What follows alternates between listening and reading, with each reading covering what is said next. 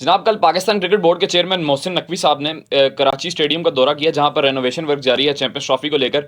अब तकरीबन 80% से ज़्यादा काम वहां पर हो चुका है। और उसके बाद दौरा करने के बाद उन्होंने सहाफ़ियों से प्रेस कॉन्फ्रेंस की और उस पर उनसे तीन सहाफ़ियों ने तीन इंपॉर्टेंट सवाल किए। एक फ़खर जमान के बारे में, जिसके बारे में वो काफ़ी अरसे से बात नहीं कर रहे थे। दूसरा जेसन गिलेस्पी के बारे में। आप जानते हैं कि गैरी क्रिस्टियन और जेसन गिलेस्पी, जो कि दुनिया के दो बेस्ट कोचेस थे, अभी हाल ही में रेजिग्नेशन देकर पाकिस्तान से चले गए हैं। और तीसरा कि चैंपियंस ट्रॉफी का शेड्यूल अभी तक क्यों नहीं आ रहा। तो ये तीन इंपॉर्टेंट सवाल थे, जिसका जवाब मोहसिन नकवी साहब ने दिया। बड़े मुज़हिका खेज जवाब भी उन्होंने दिए, लेकिन बीच में कुछ सवालों को उन्होंने डॉच भी किया। आप जानते हैं सियासतदान हैं चेयरमैन पीसीबी मोहसिन नकवी साहब, इंटीरियर मिनिस्टर भी हैं पाकिस्तान के, बड़े मसरूफ शख्स हैं, बड़ा कद काट रखते हैं पाकिस्तान में।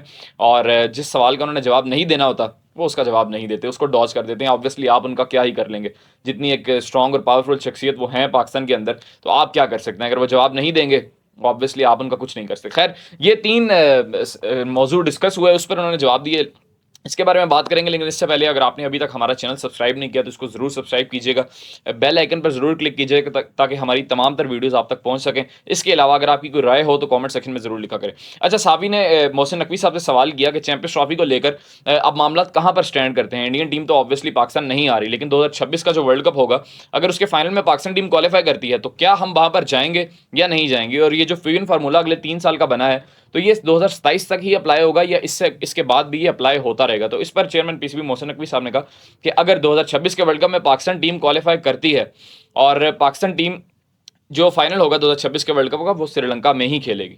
वो पाकिस्तानी टीम इंडिया में जाकर नहीं खेलेगी। पाकिस्तान के तमाम तर मैचेस, ग्रुप सीरीज के मैचेस, तो श्रीलंका में ही होंगे, क्योंकि आप जानते हैं 2026 का जो T20 वर्ल्ड कप होना है, वो इंडिया और श्रीलंका दोनों मिलकर होस्ट करें। तो पाकिस्तान अपने सारे मैच श्रीलंका में खेलेगा। इन केस पाकिस्तान फाइनल के लिए क्वालिफाई करता है, तो वो भी फिर श्रीलंका में होगा, इंडिया में पाकिस्तान नहीं जाएगा, चूंकि इंडियन टीम पाकिस्तान नहीं आ रही। और इसी तरह अब ये फाइनलाइज भी हो गया। मैंने आपको पिछले व्लॉग में बताया था कि इंडियन टीम अब इस बात पर रोला डाल रही है कि हमने अपने मैचेस दुबई में नहीं खेलने, यानी कि बीसीसीआई ने पेशकश की थी कि हम अपने सारे मैचेस कोलंबो में खेलेंगे, श्रीलंका में।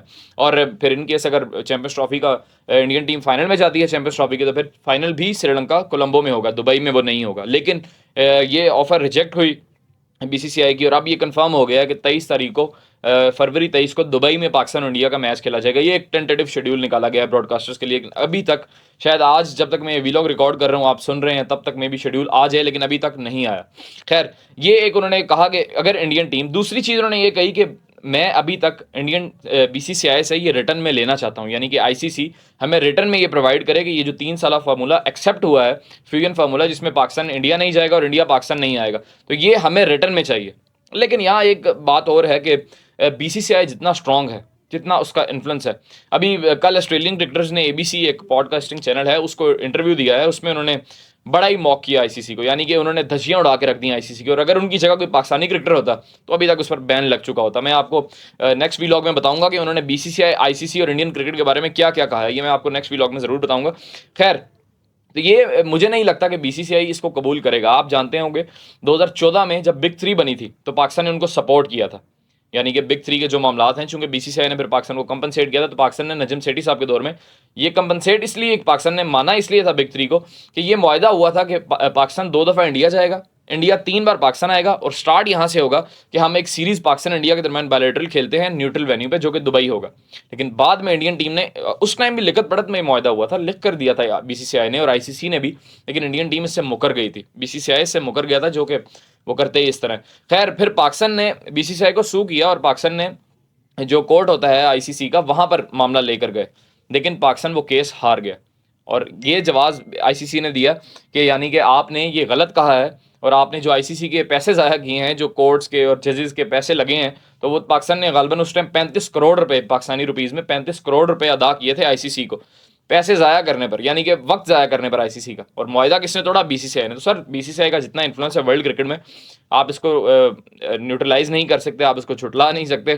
खैर, हम तो इस पर कुछ बोल भी नहीं सकते। उसकी वजह यह है कि अगर पाकिस्तानी क्रिकेटर्स पर कुछ बोलें तो उनके साथ क्या होगा ये आप जानते हैं। लेकिन ऑस्ट्रेलियन क्रिकेटर्स ने, मैं हैरान हूँ कि उन्होंने किस तरह वो सारी बातें की। मैं आपको नेक्स्ट व्लॉग में वो ज़रूर बताऊँगा। अच्छा, एक तो ये चैंपियंस ट्रॉफी पर बात हुई। दूसरी बात ये हुई कि साफियों ने उनसे सवाल किया कि जेसन गिलेस्पी क्यों छोड़ कर गए हैं। यानी कि जेसन गिलेस्पी का एक क्लेम था कि जो प्लेइंग 11 बनती है, मुझसे कोई पूछता ही नहीं है। यानी कि पहले तो उन्होंने कहा कि जो 15 का स्क्वाड बनता है, जो स्क्वाड अनाउंस होता है, वो मुझसे नहीं पूछा जाता।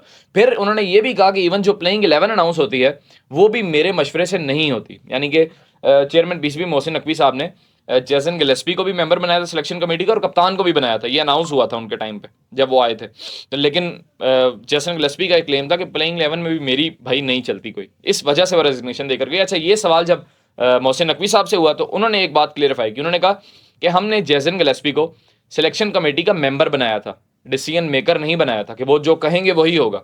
ये अनाउंस हुआ था कि सिलेक्शन कमेटी के जितने भी मेंबर हैं, जो मेजोरिटी फैसला करेगी वो माना जाएगा।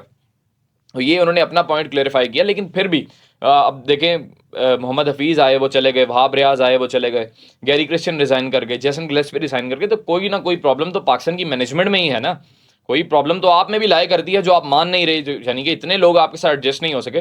चलें, एक जेसन गिलेस्पी होते या मोहम्मद हफीज़ खाली कोई एक सोल एंटिटी होती जो आपको छोड़कर जाती, तो हम कहते हैं कि शायद उसका कसूर है। लेकिन 4-5 लोग आपको पिछले 6 महीनों में छोड़ गए, तो इट मीन्स कि आपकी मैनेजमेंट में कोई ना कोई फॉल्ट है। तो ये बहरहाल नकवी साहब ने ये क्लेरिफाई किया, और मजीद खुलकर भी उन्होंने इस पर बात नहीं की, और नहीं की तो आप क्या कर लेंगे उनका। ये मैंने शुरू में आपको बताया कि जितनी वो कद काट रखते हैं पाकिस्तान में, आप उनका क्या कर लेंगे। खैर, फ़खर ज़मान पर साफ़ी ने सवाल किया कि आप उनका क्या फ्यूचर है, तो फ़खर ज़मान पर उन्होंने बड़ा सिंपल एक आंसर दिया कि भाई इस बात का जवाब सिलेक्शन कमेटी से पूछें।